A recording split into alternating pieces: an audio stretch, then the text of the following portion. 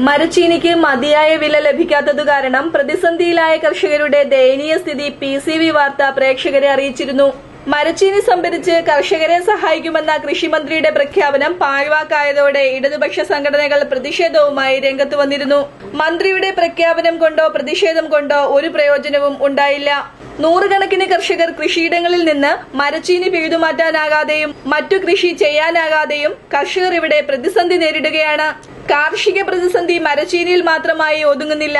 വെറ്റില കർഷകരും പ്രതിസന്ധിയിലാണ്.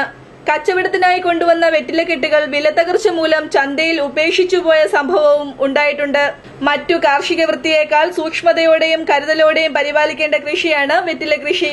ഒരാഴ്ച മുമ്പാണ് വിലത്തകർച്ചയും വാങ്ങാൻ ആളില്ലാത്തതും കാരണം വെറ്റിലക്കെട്ടിന്റെ വൻ ശേഖരം കർഷകർ കച്ചവട കേന്ദ്രങ്ങളിൽ കൂട്ടത്തോടെ ഉപേക്ഷിച്ചു പോയത്.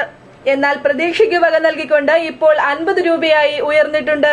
വെറ്റില വില ഇടിഞ്ഞതോടെ നിരാശയിലായ കർഷകർക്ക് ഇപ്പോഴത്തെ വില ആശ്വാസം നൽകുന്നുണ്ട്. വെറ്റില വ്യാപാര രംഗത്തെ വൻ തകർച്ച കർഷകരെ ഏറെ നിരാശരാക്കിയിരുന്നു. എന്നാൽ പിന്നീടുണ്ടായ ഉയർച്ച കർഷകർക്ക് ആശ്വാസവും പ്രതീക്ഷയും നൽകി.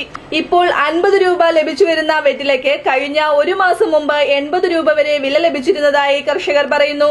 വെറ്റില കർഷകരെ സഹായിക്കുന്നതിന് അധികൃതർ തയ്യാറാകണമെന്ന് കർഷക സംഘടനകൾ ആവശ്യപ്പെട്ടു. News bureau, Pathanapuram.